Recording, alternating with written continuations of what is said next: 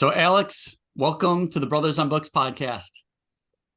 Jack, Alex, thank you both for having me on. Thank you for So, coming on. yeah, it's great to Absolutely. have you. We greatly enjoyed the Uncommunist Manifesto. Thank you. Why don't we get right into it? How did you, first of all, meet Mark, and how did you guys come up with the idea to write this book? So Mark and I, he actually had read the original Bitcoin Times that I wrote back in 2018 or 2019, whatever it was, and that was I don't know if you guys remember the period, but it was post the bubble, Bitcoin had crashed, blah blah blah. The ICO craze had fizzled out as well, and basically all the grifters had jumped onto something else, which was blockchain. And it was so cringe, man. Everyone was running around saying like, let's put everything on the blockchain. It's going to solve everything, provenance, this, that, blah blah blah. And the way they used to say it was hilarious. It was like, have you heard of this new technology called the blockchain? And I'm like, yeah, which one, bro? Like, there's many out there. Like, and it was just so painful. So I gave this talk at a blockchain conference, funny enough, called "Blockchain is Dead: The Future is on Lightning," and this was sort of before we had really any Lightning products. It was very, very, very early days with Lightning. It was sort of conceptual, and yeah, I kind of like blew the room away. And then I took the content from that talk, and actually that talk is I believe it's on YouTube. Blockchain is Dead: The Future is on Lightning. So it's worth looking up. It's about a half an hour talk. And so I took that and I transformed it into a PDF that we handed out at the event the next day. And it got so much good feedback that I was like, all right, I need to turn this into something. So I called it Bitcoin Times, gave it a nice design. And it was one of the first like long form pieces that basically blew apart this idea of blockchain, how, there's, all the narrative around security, blah, blah, blah. It's bullshit because Bitcoin security is actually a function of its economic model. You can't just take out the economic piece and think that you've got security because you have the word blockchain. So I went into all of that. And I think when Mark first was, getting into Bitcoin and crypto and stuff like that, he went through a bit of a crypto phase.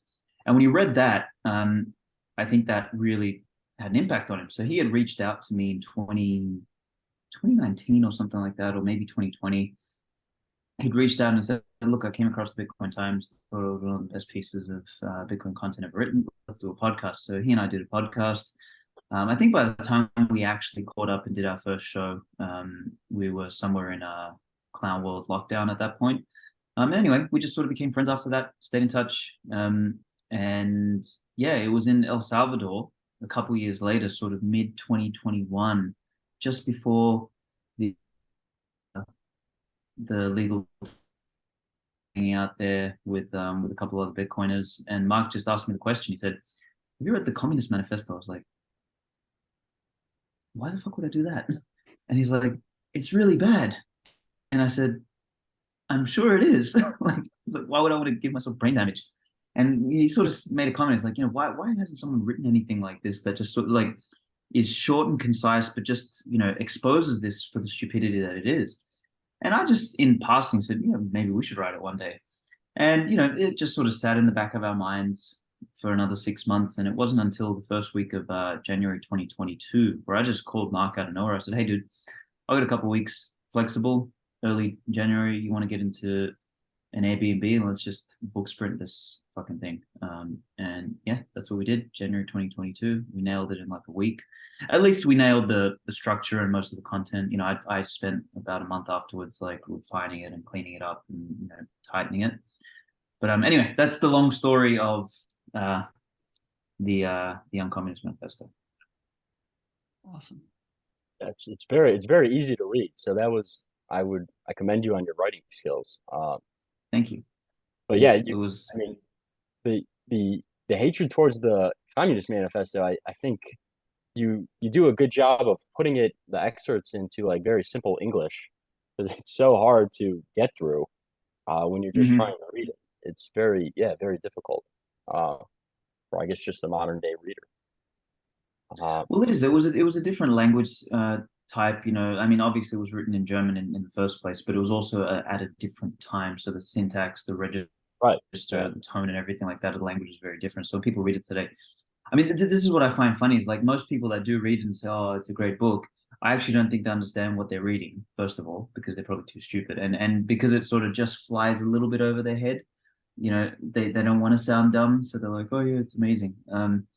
But when you actually transform the language into current English, and understand what it actually means, it's like, hey, if you can't beat them, don't join them, but just like take everything from them and kill them, right? Like, what a great philosophy, man. Yeah, so I guess just to start, a couple questions I had on you, or I had for you on some of the points you had. I guess in the New Axis chapter, you give these 10 points Mhm. of like sort of, I guess, your ideal society. I mean, I agree with a lot of them, but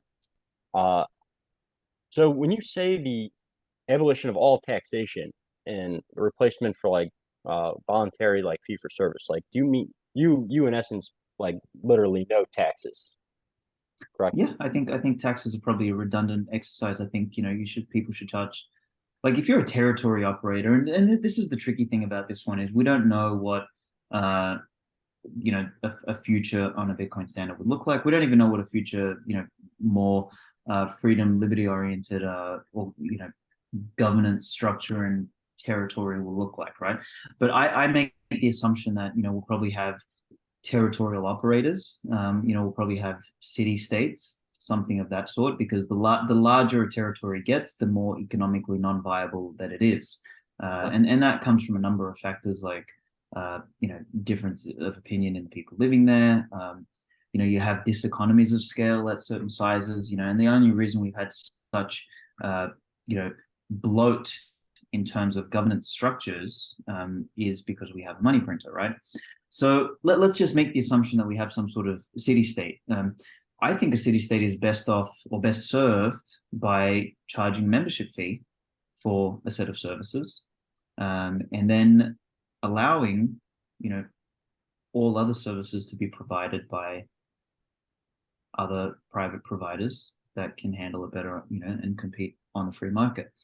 I don't see a need for sort of taxation, because taxation always sort of comes after the fact, and trying to, like, the amount of overhead that comes into that. I mean, I know as a business owner, like, the amount of time, energy, fucking money you spend trying to work out, what was tax, what wasn't tax, like how to get around it. Like, there's an entire industry that should just disappear tomorrow if you just swapped it all out with an upfront membership fee.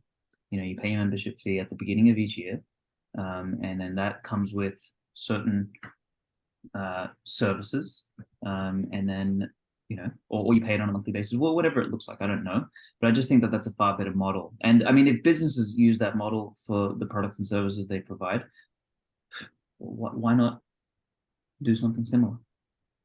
Okay, so you're saying instead of, so like the public services like police and like firefighters would be paid for through a membership fee into a city state. Is that Possibly. What some might argue that policing or private protection might be better offered by some sort of open tender, or a couple competing factions, for example. So that's sort of more the ANCAP thing. I think firefighters could probably be maybe better done, like paid for through like some sort of insurance product as well. Where you have a couple insurance providers and they say, look, we'll cover you for this, and have some sort of sensor infrastructure where shit gets hot, firefighters go out and they're sort of covered. So they may not even necessarily be part of the membership fee structure. They might be addendums, or they could be add-ons, something like that. So who knows? cool? Yeah, we've actually touched at length on this idea of countries, and it came, and you've mentioned Hesry Hazlitt in some of your writing, but after we read Economics in One Lesson, we started talking about, like, what is the point of a country and why can't people freely move? I guess one thing I would like your opinion on is, like, for enforcing contracts. So if you have a bunch of city states, how would you kind of see trade working in and out of those different areas, and how would you enforce contracts? Yeah, contract enforcement is always that's where it gets tricky, right? Is you have you have contracts, and generally people abide by the spirit of a contract, and they do the right thing because the incentive exists to cooperate, right? But then when someone doesn't, how do you enforce the contract? And then you always end up in the same problem. It's like, well, you need someone of a higher power, et cetera, and you end up getting to the committee that is the committee of committees, right? I don't have a clear answer for that. I don't know if there's some sort of alliance of like the Hanseatic League, for example. They had an alliance and they had some sort of arbitration mechanisms where if someone voided a contract or didn't come through with something, there would be an expectation to remedy that, or maybe there's a bond, for example, like a deposit that needs to occur, and you have some sort of third party arbiter that helps facilitate that, and if you fuck up, you do it. I actually think of all of the things, really security bonds in the beginning of a relationship really make people honest. Like really, really, really do. I know for me, like when I even like Airbnb rentals, if you've got to put down a security bond, you take care of that place big time. Like big time, and it's just it sort of aligns incentives very quickly and very easily, without all the extra stuff. So once again, I don't know a clear answer to that, but I think it's something we can work out if we are committed to sort of moving in that type of a direction. Yeah, you got any other questions on like Uncommunist before we move to more Bitcoin? I mean, I would say I sort of, and I feel like we've talked about this. I feel like the general makeup of how the country was supposed to be set up was strong local governments and then a weak central government, which is more or less what you're advocating for, which I agree with. So I guess just some from the same list. I wanted your take on public schooling. I was in school for a long time, and I agree that there is a lot of I guess indoctrination going on. But so instead of public schooling, like I mean, don't you think that maybe there is, and this, like, if someone is truly like impoverished and they can't get into any type of school, like, don't you think public schooling still provides at least some type of good? No, not at all. I fucking think school is the biggest scam. Like, because what we do is we waste kids' time. Like, sure. Kids learn on their own. So you've got learning, you've got schooling, and then you've got indoctrination, right? And each is a sort of deviation. So learning is something that all children do as they're growing up, and they kind of find their way into what they're interested in and what they have natural predispositions for. And then I think it's a parent's duty to either help, allow them to lean into that, and then to find mentors to help them, develop sort of skill sets in particular areas. Like, so there's artists out. I don't know why the fuck math and all that sort of stuff. It's just not of interest, right? Sorry, you're cutting out a little, Alex. You have like, have you lost me? I lost you. Okay, where was I up to? I think I heard artists. Okay. So what? Yeah, why would an artist need to know like algebra and all that sort of stuff and spend 12 years in school learning a bunch of irrelevant crap?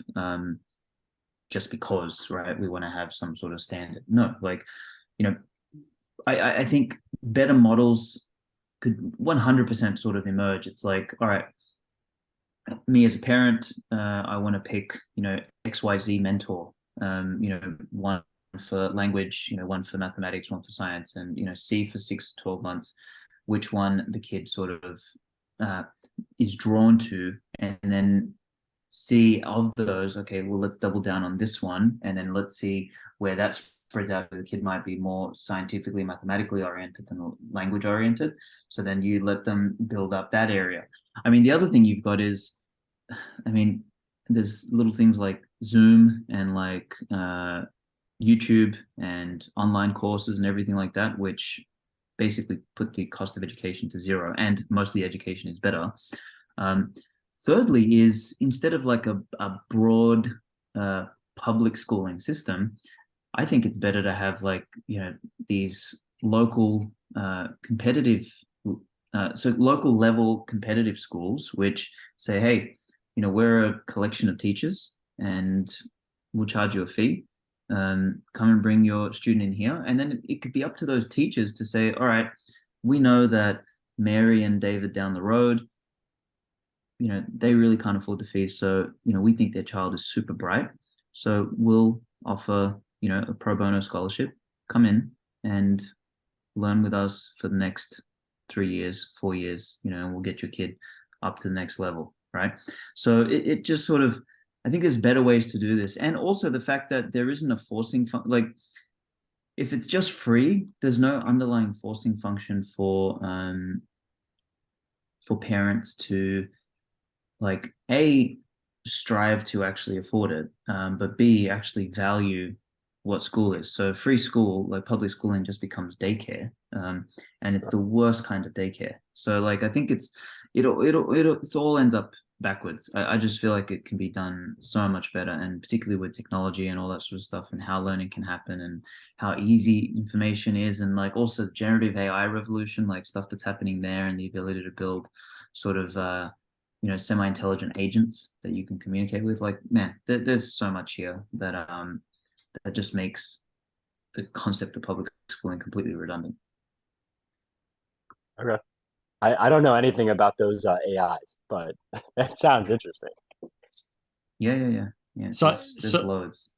So I guess shifting now into more Bitcoin specific questions. I guess let's start. I mean, you have the Bitcoin Times.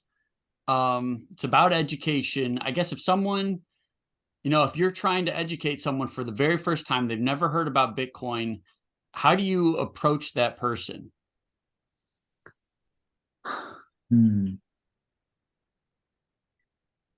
I mean, are they asking me about Bitcoin, or am I going to pitch them about Bitcoin? Yeah, I guess so. So I guess I'll say, like, to me, it seems like your approach is you're kind of trying to, I guess, show the negatives of the current system first, and then kind of trying to walk them to Bitcoin through showing the cons of the current system. Well, I mean, it's sales 101, right? Mm-hmm. You find the problem first before you present a solution. The question then becomes is like, this is why I asked is if this person's coming to me or I'm going to them, right? Like back in the day, I would have gone to a lot of people. These days, I don't even tell people I'm a Bitcoiner anymore. Like I just keep it to myself. Couldn't care less. Like, if someone asks me about it, or ask about what I do, say, I built a Bitcoin company, I write some content on Bitcoin, they might, inquire further. And as they're inquiring, you'll quickly understand what their potential pain points are or what their interest points are. And then that's sort of what you leverage, you begin to leverage that. And I generally get into the conversation around, obviously why money is important. The general people I find myself hanging around are people that are disgruntled with clown world, basically. And then I just make the point that, hey, well, that is a function of easy money, because with easy money comes a high time preference, and with a high time preference comes hedonism, nihilism, and poor decision making, basically. So if you sort of follow the breadcrumbs back, you realize that if the money's broken, things downstream get broken very quickly. And then, if there's interest there, if there's a bit of a bite, then I kind of dig in, and sort of really making them understand money before you even get into Bitcoin, I think is the most important piece. And that's always been the important piece. I think that's why Seyfedin's book was so successful. I think that's why some of my early work, like when I wrote the Why Bitcoin Matters and, Homo sapiens evolution, Bitcoin, when I wrote that back in 2017, like, that sort of stuff like landed and it hit, because people are like, fuck, you know what? I see the bigger picture now. I understand why, where Bitcoin sits on the timescale. It's not just some, internet payments mechanism. It's actually money. And now I realize why money is so important. I guess stepping back, for the people that don't know that concept of time preference, could you kind of walk the listener through how to think about that? Absolutely. I think it's one of the most critical concepts, not just in economics, but in life in general, is Time preference is the differential between how much you value the future in relation to the present, right? So, and basically it's an equation. It's like present over future. And we will always value the present more than we value the future, because the future comes with inherent uncertainty. Like, so if I can have $10 now versus $10 in a week, I'm going to take the $10 now. Fucking no brainer. I get it. If I'm going to have food now versus, the potential of food in a week, I'll take the food now. So if we start with that premise, and then we think about, all right, how much does one value the future, and what does that mean to your sort of equation? Is the more you increase the denominator, which is the future, the closer you get to a time preference of 1, right? That's the lowest possible time preference you can have. The future and the present are the same. Anything under, the denominator gets smaller, and then you increase the time preference, so the equation increases. People with a high time preference basically have a low perceived value of the future, right? Don't know what's going to happen tomorrow. I don't care. I'm going to eat my marshmallow now. I'm going to spend my money now. I'm going to eat some more food now. Like, I don't care if I'm going to get fat. I'm going to take the drug now. I'm going to drink the alcohol now. I'm just going to jerk off now. Like, whatever it is, I'm just going to do it now. So it's sort of a real, and that's why I said hedonism and nihilism is that, those sort of modalities of living are generally present oriented. They're not future oriented. And if you think about what civilization requires, essentially, is a lowering of time preference. People need to value the future enough to delay gratification or delay consumption, so that they can cooperate down the track. They can't just do what their impulse tells them to do in the moment. Is that they need to stop for a moment, be rational, think, extend out that impulse a bit, delay the gratification a bit, and then act when they need to. So yeah, time preference, I think, is extraordinarily important, and money impacts time preference, because money is going to be money is the tool or the mechanism via which we measure value, which we measure our respective scores in this economic game, through which we measure resources, through which we measure time, like all these sorts of stuff. We have money as the measuring stick. Now, if the money is evaporating in value, evaporating in purchasing power, of course the future is going to be less and less and less valuable. So you start to orient everything for now, or you do the opposite, you do something else, which is you gamble so that you can have an outsized return, so that you can, be ahead in the future, in the uncertain future. So basically, when you have a shit money, what you end up doing is you skew people's time preference so much that they become consumers or they become gamblers, one of the two. And that's happened in every civilization that's ended up breaking the money. Weimar Republic, Rome, fucking every South American country that's blown themselves up, the Russians, like everything, like always happens. And it's happening in relative slow motion in the US, and that's something that's accelerated in the last 5 years as well.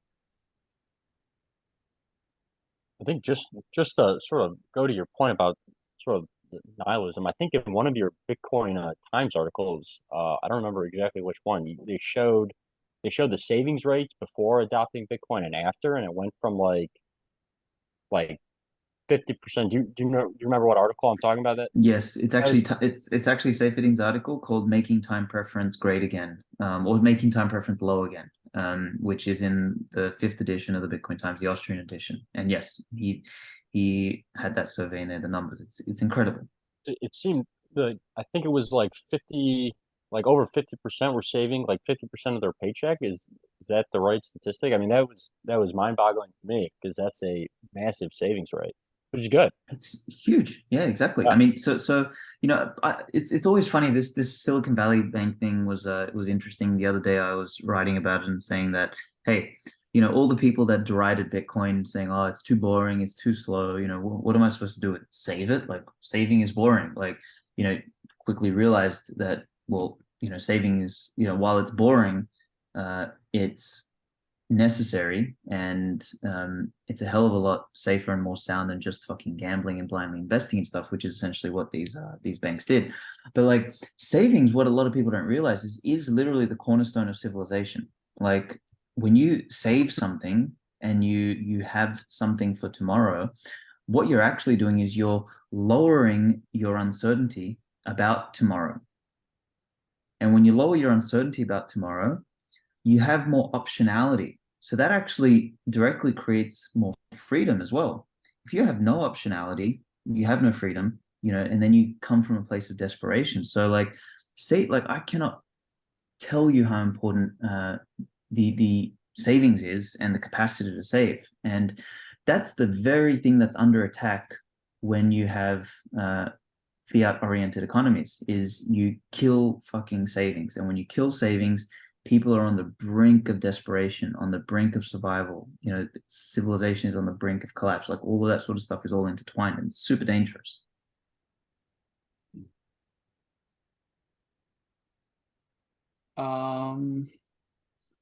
I guess one other thing, I think this was from the 2020 Bitcoin Times. You kind of you have this analogy, the table of truth. I don't know if you could walk the listeners through this and how they should be thinking about reality. Yeah, this is an old article of mine. So when did I write? Yeah, this was a 2020 piece. So it was from the article called Utopian Dystopia. So yes, the third edition of the Bitcoin Times.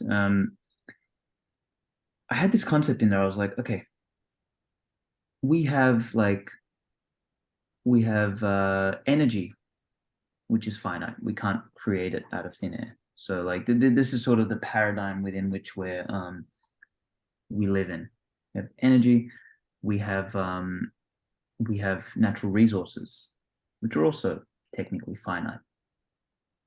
There's a lot of them, but they're finite. We can't just like print carbon out of thin air, right?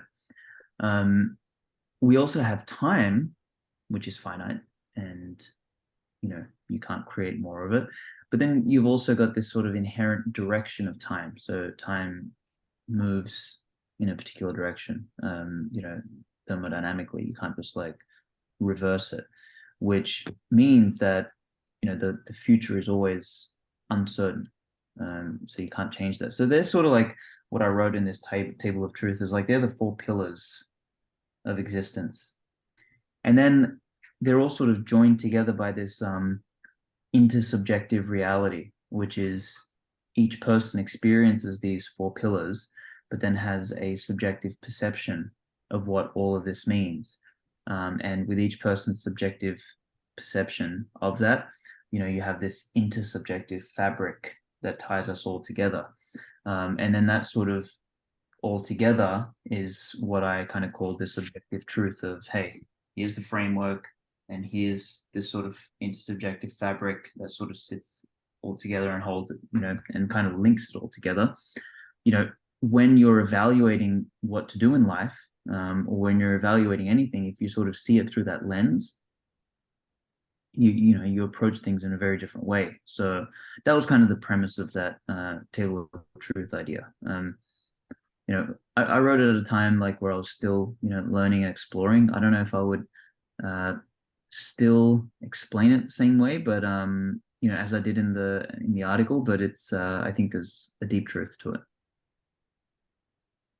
In terms of people, how they view life, I don't know if it was from the same article, but you talk about how sometimes individuals and, well, I guess nations will optimize for safety instead of freedom. I guess if you'd like to touch on that concept. Yeah, that was actually from the same article. And I think I've got an image of like a lion, right? I think so. In there. And I say one lion is at risk of not getting any food, at risk of being killed, outside, blah, blah, blah, but he's free.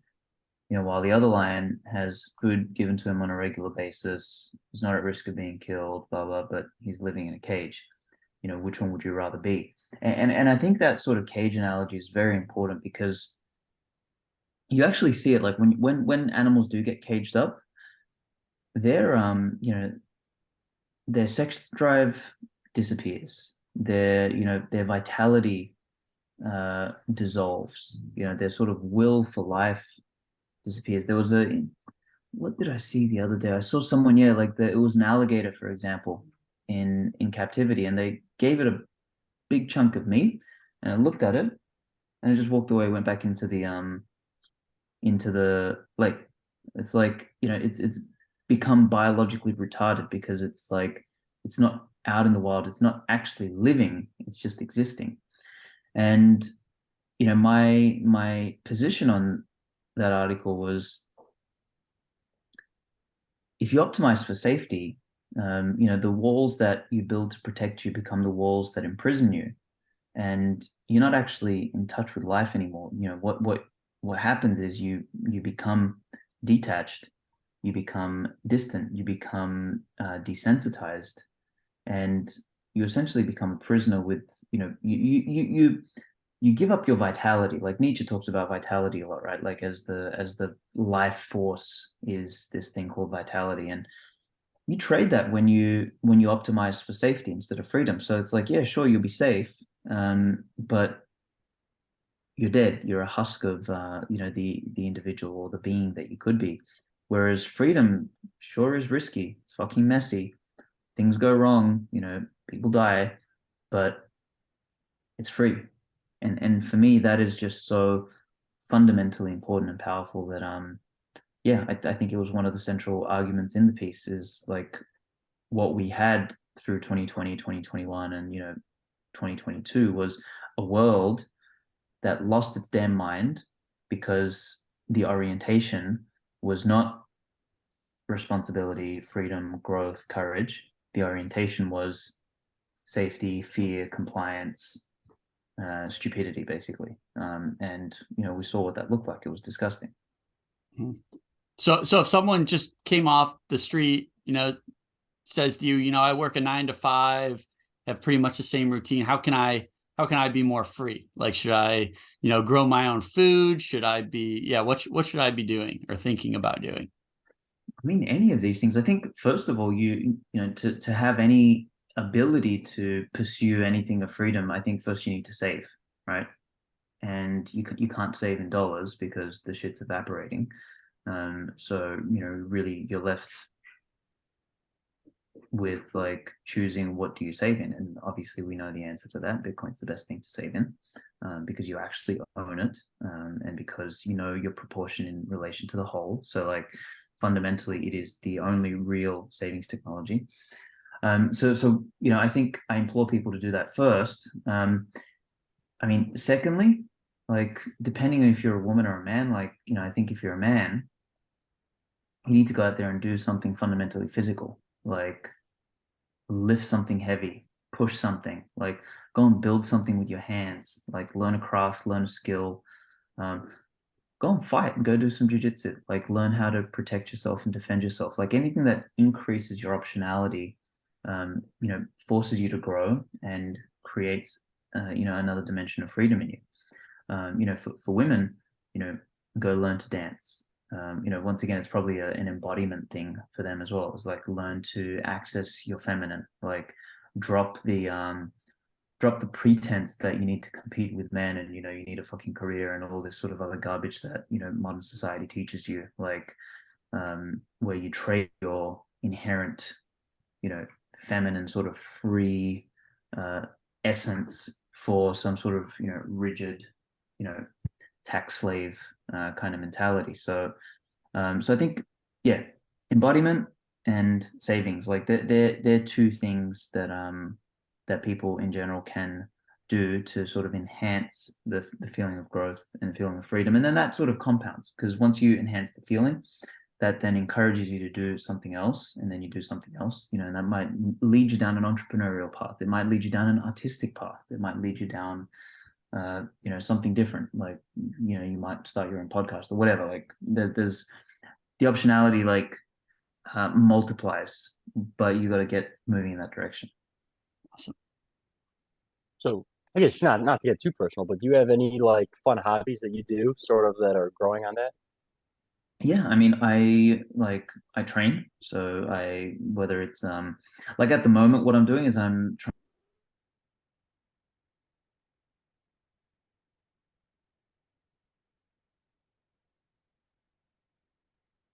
Can you guys hear me?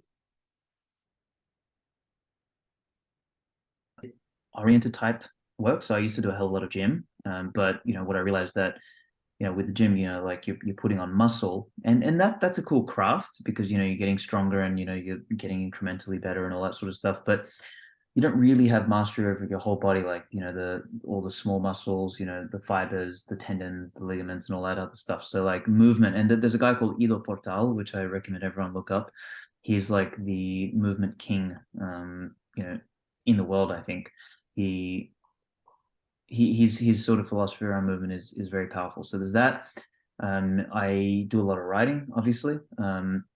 Entrepreneurialism. So when I'm building a business or building a product or building some sort of service, like I'm in my zone. Like that's when I've got my mojo, and that's when I'm doing stuff. So for me, that plays a big role. Then joking around and like having a good time with my wife is we have a fucking awesome time. So that's another one, and like sort of traveling and seeing new places is another big one. So yeah, there's sort of multiple dimensions.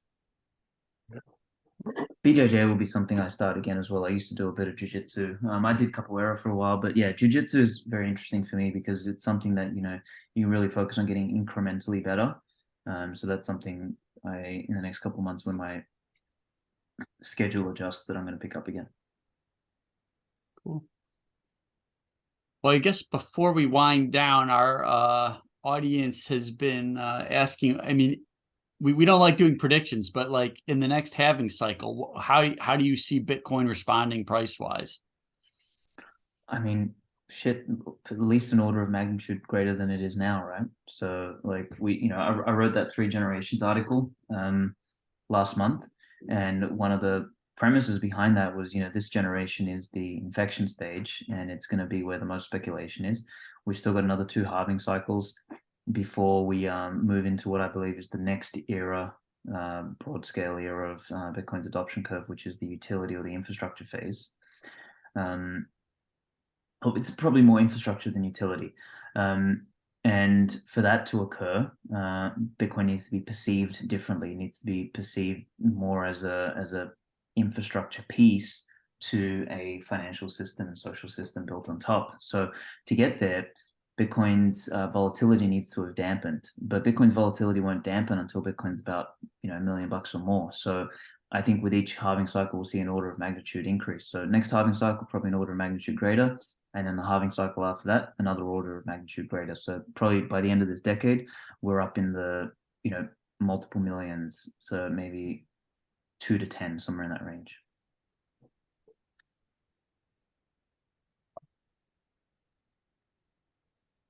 Okay, well, I think we're probably about good. Alex, you want to tell everyone where they can find you? If you want to plug Yeah, yourself, I for sure. guess. Yeah, absolutely. So if they look up Svetski Writes, like writing, WRITES, on Twitter, there's that. I think Svetsky.info should still work. That should take you to a link tree. Um, the other one is uncommunist.com. If they want to pick up a copy of the book, you'll get the links to Amazon there. And then the one thing that I ask people, if they enjoy my work and they want to support, like the Bitcoin Times is probably the best way to do it. So the Bitcoin Times, each edition is printed as a collectible, one of 2100. So there will be 21 editions over 21 years. The first 5 are done. I printed only 3, 4, and 5. Edition 1 and 2 are being redesigned so they can be printed too. But edition 3, 4, and 5 are available now. And yeah, you can purchase them. Each issue has a unique number on the back, so you're getting like 2 of 2100, 3 of 2100, 4 of 2100, whatever it is. And yeah, people are picking them up as collector's items. They are printed so beautifully. It's the most beautiful piece of Bitcoin written content you'll ever buy, and like all the authors are A grade, and every article is written specifically for the Bitcoin Times. So as I said, last one was like Pierre Goldstein, Seyfedin. Previous one was Thomas Strolite, Brandon Quittem, Alan Farrington, and stuff. The previous one was Parker Lewis, Jimmy Song, Eric Kaysen.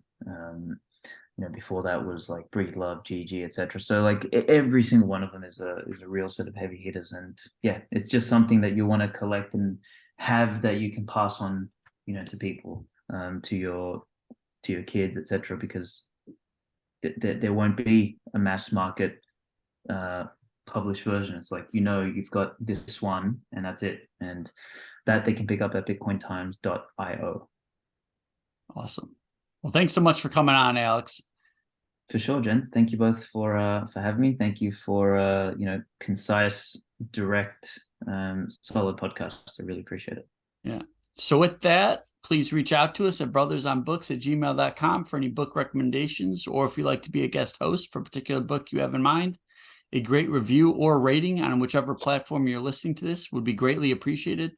And lastly, if you can think of any friend, family member, or coworker that might like this episode, please pass it along.